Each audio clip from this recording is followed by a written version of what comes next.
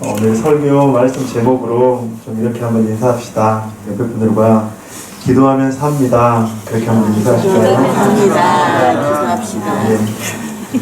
오늘 원색적인 제목으로 한번 좀 그렇게 잡아봤습니다. 기도하면 삽니다. 어느 시대이든 살아있는 하나님의 말씀이 선포되지 않을 때는 소망이 없습니다. 영적인 문제뿐만 아니라 도덕적, 정치적, 사회적 모든 영역에서 소망이 보이지 않는 위기 상황인 것이죠. 특별히 하나님을 믿는 백성들 가운데, 그 민족 가운데 하나님의 말씀이 사라졌다. 그러면 우리는 소망 없는 세상이다. 그렇게 이해해도 될 것 같습니다. 오늘 본문의 배경인 에레미야 시대가 바로 그런 시대였습니다. 그런데 그런 시대에 하나님께서는 오늘 본문 가운데서 예레미야를 찾아오셨습니다.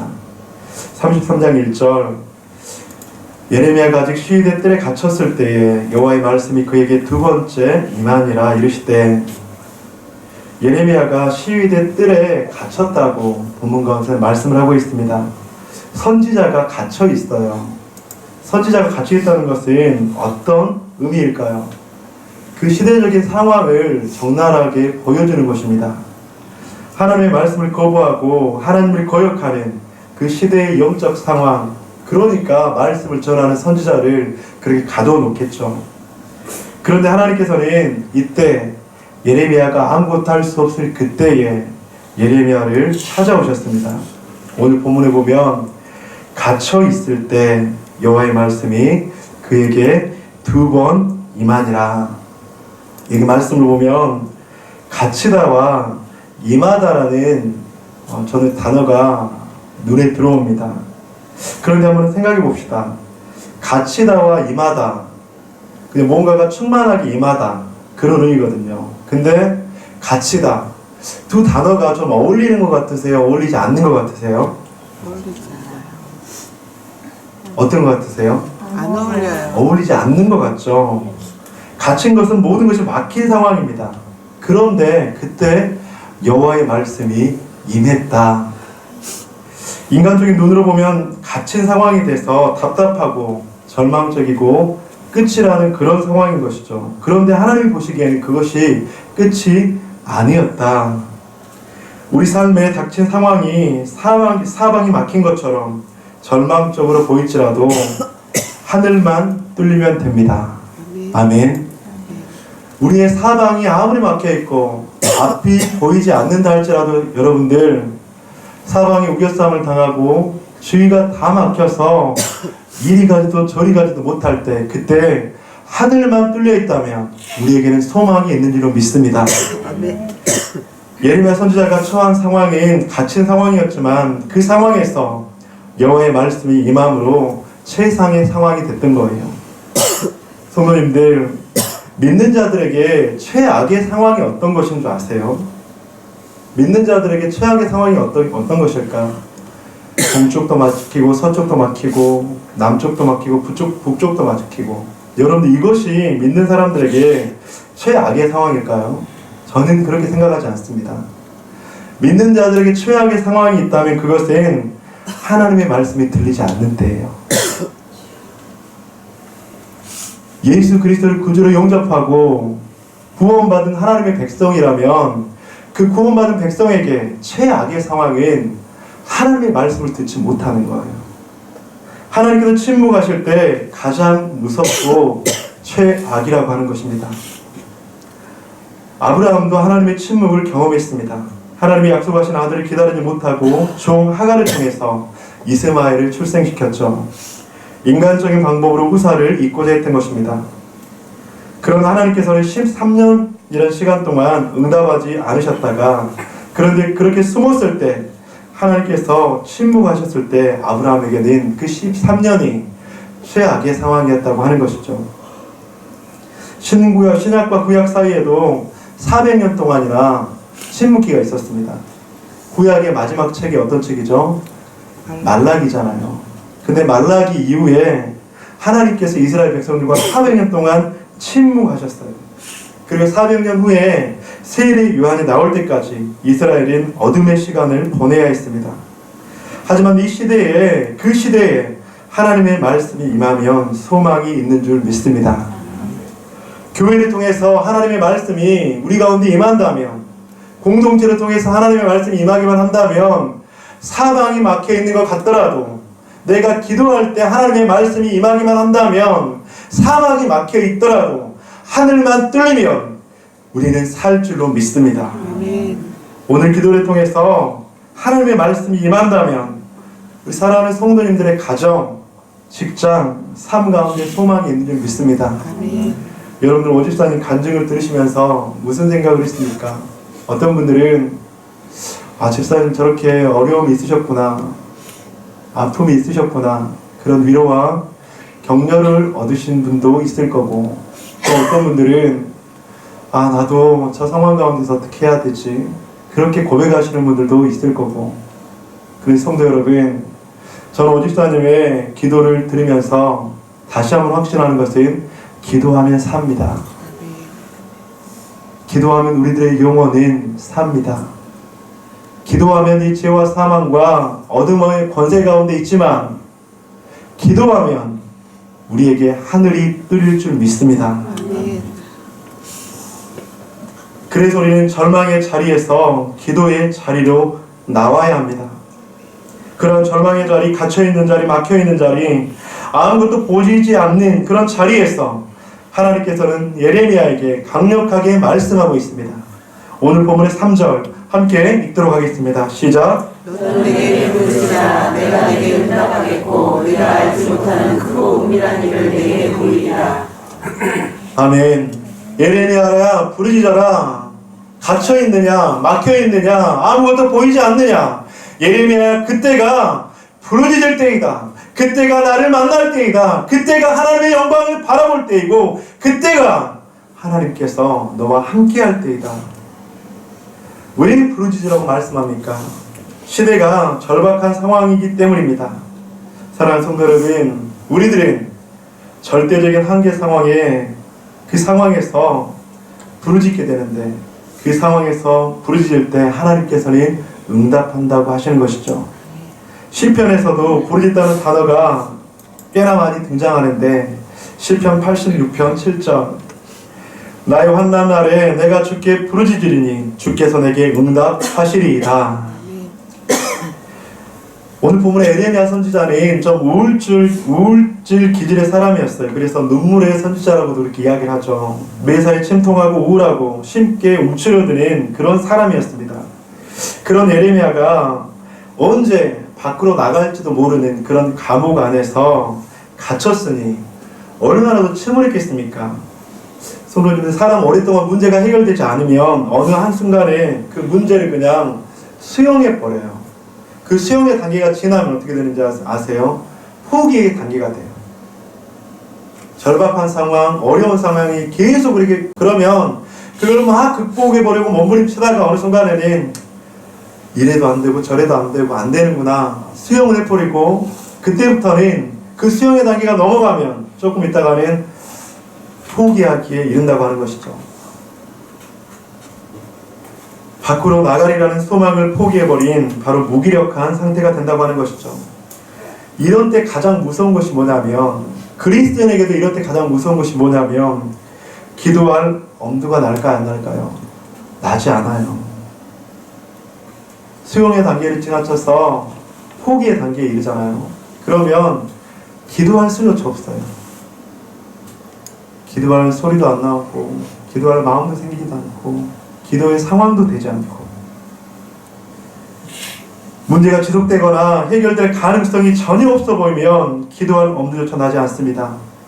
지난번 베데스다 공동체에서 이야기할 때, 베데스다 연못가에서 38년 동안 누워있던 그 병자, 예수님께서 그를 찾아가셔서 첫 번째 했던 말은 병을 낫고자 하느냐. 왜요? 그는 그 38년 동안 그 병을 이미 수용해버렸어요. 그리고 이미 포기의 상태에 있었어요. 이렇게 해도 안 되고 저렇게 해도 안 되고 나는 아무것도 할 수 없는 그런 상황이구나. 그러면서 포기의 상황 가운데 있는 그 38년 된 연약한 사람, 절망 가운데 갇혀있고 닫혀있고 막혀있던 예레미야에게 오늘 본문에서 하나님께서는 말씀합니다. 예레미야야 부르짖어라. 예레미야 부르짖어라. 부르짖을 때 부정적이고 어둡고 절망적인 생각이 물러날 줄 믿습니다. 암울한 상황에서 부르짖을 때 짓눌린 마음이 거쳐질 줄 믿습니다. 지난주에 수그룹에서 한 지체가 이런 고백을 하는 거예요. 하나님께서 왜 고통과 고난을 주시는지 몰랐대요. 근데 이번에 깨닫게 됐대요. 상황은 그대로인데 환경은 바뀌지 않는데 기도하니까 몸부림치니까 마음이 평안하대요. 근데 바뀐 것은 없대요. 근데 감사하대요. 이것이 부르짖을 때 주시는 하나님의 축복인 줄 믿습니다. 사랑하는 성도 여러분, 하나님께서는 어떤 일을 시작하기 전에 우리의 마음에 먼저 기도를 불러일으키십니다. 여러분들 어느 순간 갑자기 기도하고 싶을 때 있잖아요. 그것은 하나님께서 우리들에게 주시는 마음이에요. 하나님께서 무엇을 시작하실 때요, 기도하게 하시는 것은 하나님의 그 놀라운 일을 시작하기 위한 기도의 워밍업입니다. 그래서 워밍업을 통해서 기도의 사람들이, 하나님의 사람들이 새롭게 시작하려고 하는 무엇을 주신다고 하는 거예요. 그래서 오늘 본문에서 예레미야 선지자에게 기도하라고 촉구하는 것은 암담한 이스라엘에 하나님이 새 일을 하시겠다는 놀라운 은혜입니다. 하나님께서는 먼저 우리에게 기도하게 하신 후에 하나님의 일을 이루어 가십니다. 성경을 보아도 그렇고 부흥의 역사를 보아도 그렇습니다. 기도는 하나님의 역사를 일으키는 놀라운 출발점인 것입니다. 그런 의미에서 본다면 오늘 가을 특별 기도에는 성도님들의 가정에 새로운 일을 행하실 하나님의 놀라운 출발점인 줄 믿습니다. 아멘. 그렇게 믿으세요? 아멘. 여러분들 그렇게 믿고 이번 5일 주님 앞에 부르짖어 보세요. 저는 이번 가을 특별 기도회를 준비하면서 저는 어떻게 하다가 이렇게 준비했는지 모르겠어요. 근데 기도하면 할수록 우리 공동체가 좀 기도했으면 좋겠다. 근데 한두 분, 서너 분한테 그런 똑같은 사인을 제가 받은 거예요. 아, 그러면서 기도할 때이구나. 그러면서 제 안에 소망이 생긴 것은 무엇이냐면 하나님께서 우리 공동체에 기도하게 하셨구나. 이것은 인간이 하게 하신 것이 아니라 하나님께서 우리 공동체를 통해서 새로운 일을 시작하게 하시는 놀라운 사인이구나. 우리 더보듬 교회에 새롭게 일하실 하나님의 놀라운 출발점이 바로 가을 특별 기도회가 될 줄은 믿습니다. 아멘. 가장 절망적인 때는 감옥에 갇혀 있는 것이 아니라 기도가 중단된 때입니다. 그러므로 너는 내게 부르짖어라, 이 말씀은 단순히 기도하라는 의미를 뛰어넘어서 우리의 마음과 태도와 생각을 바꾸라는 하나님의 요청이라고 하는 것이죠. 소극적인 자세에서 적극적인 자세로 하나님 앞에 나와라. 절망적인 모습 속에서 구하라, 찾으라, 두드리라고 하시는 하나님의 놀라운 초청의 메시지라고 하는 것입니다. 하나님은 오랫동안 절망적인 상황에서 익숙해진 삶을 털고 일어나라. 그리고 살려달라고 외쳐라. 그리고 인도해달라고 외쳐라. 그리고 나를 책임져달라고 외쳐라. 그리고 우리를 새롭게 해달라고 외쳐라. 하나님께서 우리 공동체에 우리들에게 요구하시는 음성이라고 하는 것입니다. 사랑하는 성도 여러분, 기도가 응답되고 안 되는 것보다 더 중요한 것은 무엇이냐면 기도의 시작을 했느냐, 기도의 자리에 나왔느냐, 그것이 바로 더 중요하다고 하는 거예요. 여러분들, 예레미야가 하나님께서 먼저 감옥에서 나오게 하셨습니까? 먼저 기도하게 하셨습니까? 먼저 기도하게 하셨어요. 감옥에 나오는 것은요, 하나님께서 한 번에 하시면 아무것도 아니에요. 감옥에서 나오고 안 나오고가 중요한 것이 아니라 바로 기도를 시작하는 그것이 바로 하나님의 시작인 줄 믿습니다. 아멘. 그렇다면 그렇게 예레미야에게 기도하라고 기도의 요청을 하셨던 하나님께서 크고 놀랍게 응답하시겠다고 말씀하신다고 하는 것이죠. 기도의 결론은 무엇입니까? 바로 하나님의 응답입니다. 그런데 그 응답은 우리가 원하는 방식과 시기는 아닐지라도 하나님께서는 어떤 방식으로든 우리에게 응답하시는 줄을 믿습니다. 하나님의 백성의 기도를 외면하지 않으시고 반드시 응답하시는 줄 믿습니다. 여러분들, 이번 특별 기도를 통해서 그 하나님 앞에 부르짖어 보세요. 많은 사람들이 기도하지 않는 이유는 응답하시겠다는 하나님의 약속을 믿지 않기 때문입니다. 5만 번 기도의 응답을 받은 조지 뮬러는 5만 번 기도의 응답을 받은 사람으로 너무나도 유명하죠. 그런데 그가 세운 고아원은 지금도 조지 뮬러가 했던 것처럼 어느 누구한테도 도움을 받지 않고 그날그날 하나님의 공급하심을 받는다고 해요. 그날그날 기도하며 하나님께서 주시는 것들로 그것을 이루어 나간다고 합니다. 사랑하는 성도 여러분, 기도는 응답됩니다. 기도하면 삽니다. 응답의 확신을 가지고 기도하면 하나님께서는 우리의 삶을 새롭게 바꾸실 줄 믿습니다. 그렇다면 예레미야가 응답받은 것은 무엇입니까? 예레미야가 사방이 갇혀있을 때 부르짖어라 그렇게 이야기하셨잖아요. 그리고 예레미야는 그렇게 하나님의 부르짖었을 때 예레미야에게 주시는 하나님의 응답은 무엇이었습니까? 33장 6절 우리 함께 읽어보도록 하겠습니다. 시작. 그러나 내가 이 성을 치료하며 저자게 하고 평안과 진실이 풍성함을 그들에게 나타낼 것이며. 아멘. 내가 이 성을 치료하며 고쳐 낫게 하며 평안과 진실이 풍성함을 그들에게 나타낼 것이다. 하나님 패역하고 반역을 일삼는 백성을 심판하셨던 그것을 마음에서 돌이키시고 용서하셨기로 결정하셨다고 하는 것이죠. 그러면서 이스라엘의 회복을 의미하고 있습니다. 오늘 본문의 7절 다시 한번 읽겠습니다. 시작. 내가 유다의 포로와 이스라엘의 포로를 돌아오게 하여 그들을 처음과 같이 세울 것이며. 아멘. 여러분들 이스라엘은 지금 포로의 상황이었어요.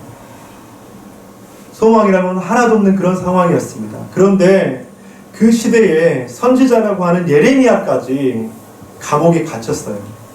그런데 하나님께서 예레미야에게 임하셔서 예레미야야 부르짖어라. 그 갇힌 상황 속에서 임합니다. 그리고 예레미야는 부르짖습니다. 그리고 하나님께서 약속하십니다. 내가 포로된 이스라엘을 회복시킬 거야. 포로에서 돌아오게 할 거야. 고쳐줄 거야. 평안하게 할 거야. 사랑하는 성도 여러분, 그들은 처음과 같이 세울 것이라고 말씀합니다. 폐허가 된 이스라엘을 처음과 같이 영광스럽게 회복시키겠다고 약속합니다. 이렇듯 기도는 회복을 가져올 뿐만 아니라 하나님의 놀라운 응답을 경험한다고 하는 것이죠. 여러분 혹시라도 폐허 같은 마음을 가지고 있으십니까? 오늘은 이스라엘이 폐허가 됐다고 했잖아요. 근데 폐허가 된 이스라엘을 회복시킨다고 했습니다. 근데 저는 이 폐허라는 말을 좀 묵상하면서 이 시대에는 무엇이 폐허가 됐을까? 혹시 우리들의 마음이 무너지거나 폐허가 되지 않았습니까? 그렇다면 그 마음을 하나님 앞에 올려드릴 때 하나님께서는 회복시키실 줄로 믿습니다. 우리의 상한 심령, 아픈 심령, 너무나도 절박한 심령, 끝이 보이지 않는 상황, 그 상황 속에서 하나님께서는 회복할 줄로 믿습니다. 그래서 더 나아가서 하나님은 9절에서 말씀합니다. 오늘 본문의 9절 함께 읽겠습니다. 시작. 이 성읍이 세계 열방에서 나의 기쁜 이름이 될 것이며 찬송과 영광이 될 것이요 그들은 이 세상에 베푼 모든 복을 들을 것이요 내가 이 성읍에 베푼 모든 것과 모든 평안으로 말미암아 두려워하게 할 것이다. 아멘. 기도하면 산다고 하는 거예요. 기도하면 살려주신다고 하는 거예요. 폐허가 된 그 성읍도 살려주시고 폐허가 된 마음도 살려주시고 폐허가 된 너무나도 어지러운 상황도 살려주신다고 하는 것이죠. 사랑하는 성도 여러분, 하나님께서는 움츠려 있는 자에게 기도하게 하실 때 그냥 일으켜 세우는 정도가 아니라 열방 가운데 높이 들어서 세우신다고 하는 것이죠. 그거 놀라운 일을 보이시기로 작정하시고 그 일들을 위해서 우리에게 기도의 시작을 하게 한다고 하는 것입니다. 저는 이 예레미야의 기도의 문장, 하나님께서 임하셔서 이렇게 응답했다는 이 문장을 그냥 한마디로 압축하면, 한 문장으로 압축하면 오늘 본문의 제목으로 압축할 수 있어요. 기도하면 삽니다. 기도하면 살아요. 여기서 중요한 히브리어 동사 2개가 있습니다. 오늘 본문의 33장 2절 함께 읽어보도록 하겠습니다. 시작. 이를 행하시는 여호와 그것을 만들며 성취하시는 여호와 그 이름을 여호와라 하니가 이와 같이 이르시도다. 우리라. 2절에서 중요한 히브리어 동사가 2개가 나오는데 하나는 만들다, 만들며, 그리고 하나는 짓다. 이 두 동사요. 근데 이 두 동사는 만들다, 짓다. 창세기에서 혹시 어디서 등장할까요? 만들다, 짓다. 하나님께서 천지를 창조하실 때 쓰였던 단어들이에요. 이 말씀은 무엇이냐면 창조주 하나님께서 무에서 유를 창조하신 것처럼 우리가 기도할 때 흑암 가운데서 빛을 만든다고 하는 거예요. 도저히 세워질 수 없는 상황 가운데서 하나님께서는 새롭게 짓는다고 하는 거예요. 폐허가 된 우리의 마음, 우리의 상황 속에서 하나님께서 새롭게 짓는다고 하는 거예요. 이것이 바로 창조주 하나님, 능력의 하나님, 소망이 되시는 하나님께서 기도할 때 우리들에게 주시는 놀라운 응답이라고 하는 것이죠. 여러분, 지금도 오지의 성결제에서는 죽은 자가 살아나는 놀라운 일들이 일어나요. 여러분, 이거 이단들이 하는 말들이 아니고요. 이건 성교의 역사, 그런 보고서에 지금도 저머리 오지에서는 죽은 자들이 일어난대요.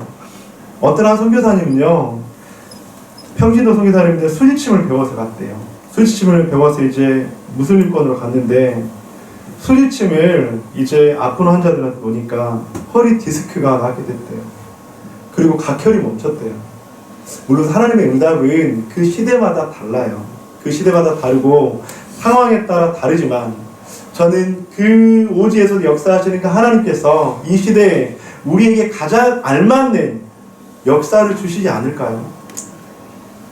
그때와 똑같은 역사는 아니다 할지라도 지금 이 시기에 우리들에게 가장 합당한 그런 응답을 주시지 않을까요? 그것이 바로 기도하면 살게 해주시는 하나님의 놀라운 은혜라고 하는 것입니다. 이를 만들고 성취하시는 여호와가 오늘 우리들에게 부르짖으라고 말씀하십니다. 여러분들 실패해도 두려워하지 마십시오. 실패하지 않으려고 너무 몸부림치고 노력하지 마십시오. 그리고 완벽하려고 너무 몸부림치지 마세요. 여러분들 좀 연약해야지 하나님이 일하실 공간을 만들어 드릴 수 있어요. 오히려 우리들의 연약함, 실수를 통해서 하나님께서 더 귀하게 일하세요. 갇혀있는 상황, 막혀있는 상황, 닫혀있는 상황, 우리가 아무것도 할 수 없는 그 상황 속에서 하늘만 뚫리면 우리는 살 수 있다고 하는 것입니다. 그래서 시편 127편 1절에서 말씀합니다. 여호와께서 집을 세우지 아니하시면 세우는 자의 수고가 헛되며 여호와께서 성을 지키지 아니하시면 파수꾼의 깨어 있음이 헛되도다. 이를 행하시고 성취하시는 여호와의 손길이 우리 삶에 역사할 때 우리의 수고는 헛되지 않을 줄 믿습니다. 이 세상을 주관하시고 무에서 유를 만드시며 모든 것들을 창조하신 그 하나님께서 우리에게 임하시기만 한다면 우리가 아무리 부족하고 연약한 우리들이 할지라도 그 속에서 역사하시는 하나님을 통해서 우리는 새롭게 될 줄 믿습니다. 사랑하는 성도 여러분, 기도하면 삽니다. 너는 내게 부르짖으라. 이 기도는 내가 하는 것 같지만, 내 노력인 것 같지만 바로 하나님께서 우리의 기도 가운데 역사하신다고 하는 거예요.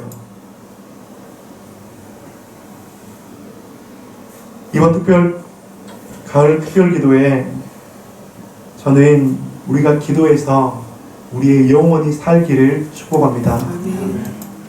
우리의 무너진 마음이 살아나기를 축복합니다. 우리의 연약한 육신이 주님 앞에서 살아나기를 축복합니다.